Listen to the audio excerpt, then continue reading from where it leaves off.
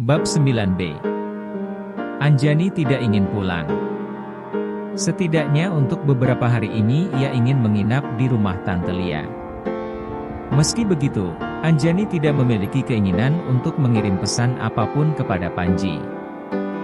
Jika tante atau omnya bertanya, maka dengan enteng dirinya akan menjawab bahwa pria itu tengah sibuk mengurus pekerjaan. Meski bisa dikatakan aksi balas dendam itu sukses, tetapi hati Anjani masih sakit dengan ucapan pria itu. Di matanya, Panji dinilai telah gagal dan tidak mampu menjaga hati wanita. Dendam memang tidak seharusnya dipelihara, tetapi Anjani juga ingin berkonsentrasi untuk acaranya sendiri. Lagi pula dirinya memang memiliki alasan yang kuat, jika Panji nanti menanyakan alasan dirinya tidak pulang. Anjani harus berlatih intensif di sanggar, untuk pertunjukan tari gambiong di Pendopo Kabupaten beberapa hari lagi. Tan, ada apa sih? Anjani agak kaget, ketika mendapati Tante Lia tengah berdiri menanti di depan pintu kamar mandi. Wanita itu berdiri menyandar ke dinding, dengan kedua tangan bersidekap di depan dada. Ada tamu buat kamu, dan untuk kali ini Tante minta padamu untuk membicarakan persoalan di antara kalian secara baik-baik, tekan Lia tegas. Anjani yang masih sibuk mengeringkan rambut dengan handuk segera menghentikan aktivitasnya. Ia mulai meraba kemana arah pembicaraan Tante Lia, tapi mungkinkah Panji datang berkunjung ke rumah ini? Jadi, Panji datang kemari? Panji? Sebutanmu manis dan sopan sekali terhadap suami. Kapan Tante mengajarkanmu untuk bersikap begitu hormat kepada suamimu seperti itu? Sindiran Lia membuat Anjani terdiam. Di rumah ia selalu menyebut Panji dengan embel-embel, Mas. Akan tetapi mengingat kejadian kemarin, membuat lidah Anjani seperti dibebani ribuan ton batu ketika harus menyebut pria itu dengan panggilan, Mas.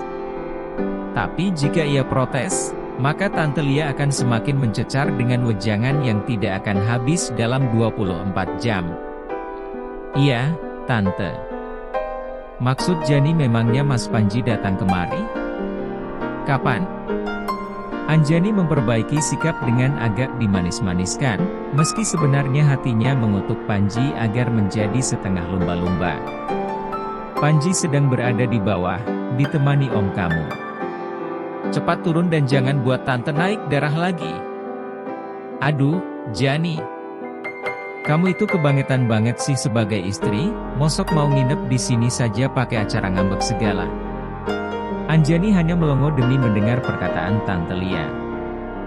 Memangnya apa yang sudah dikatakan pria itu?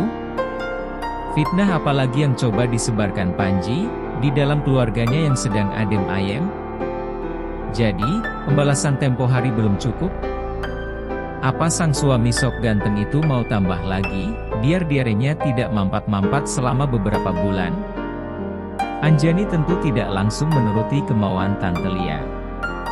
Menurutnya, Panji akan semakin besar kepala, jika dirinya buru-buru menyongsong ke bawah. Hampir 30 menit kemudian, Anjani baru turun ke ruang makan.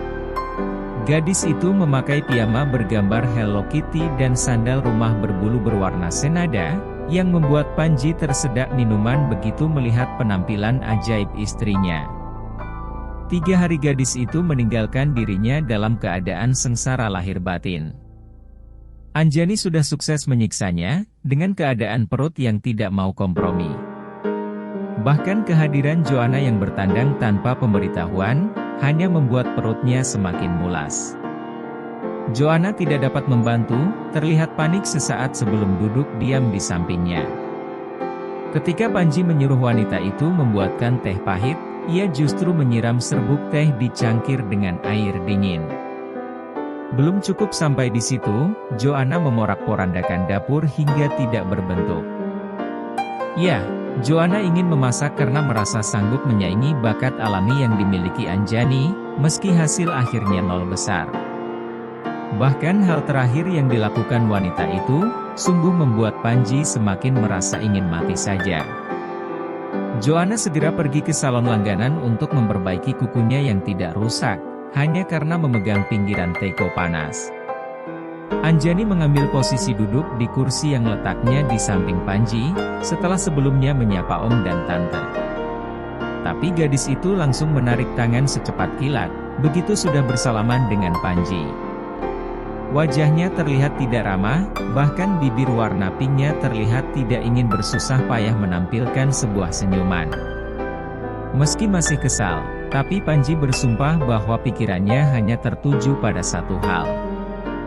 Ia ingin melumat dan merasakan kembali bibir ranum milik Anjani. "Jani, ambilkan nasi dan lauknya buat Nak Panji." Teguran Lia membuyarkan segala pikiran Panji. Sementara Anjani dengan sikap dimanis-maniskan, mulai mengambilkan nasi dan lauk ke piring Panji. "Apa sambalnya tidak kebanyakan?" "Tidak, Tante. Mas Panji sangat menyukai masakan pedas dan sambal." "Iya kan, sayang?" Anjani berbicara dengan nada lembut, tetapi matanya melirik keji kepada Panji yang melotot dengan tidak berdaya. "Kalau begitu besok Tante akan memasakkanmu ayam penyet sambal setan." "Tidak perlu, Tante." "Kenapa?" "Malam ini kamu juga akan menginap di sini kan, Panji?" "Mas Panji besok pagi sudah ada janji dengan klien dari Kuala Lumpur. Itu menyangkut uang yang tidak sedikit, Om. Lagi pula Mas Panji juga harus mempelajari beberapa berkas untuk keperluan besok, dan semuanya ada di rumah." "Iya kan, sayang?"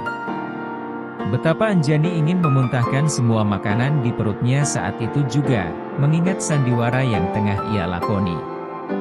Sesungguhnya Panji ingin menyumpal mulut Anjani, yang lebih pedas dari sambal merah di piringnya.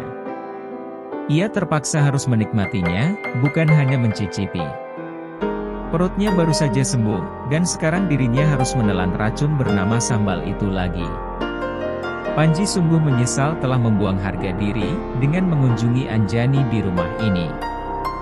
Jadi inikah balasannya karena mengkhawatirkan gadis itu?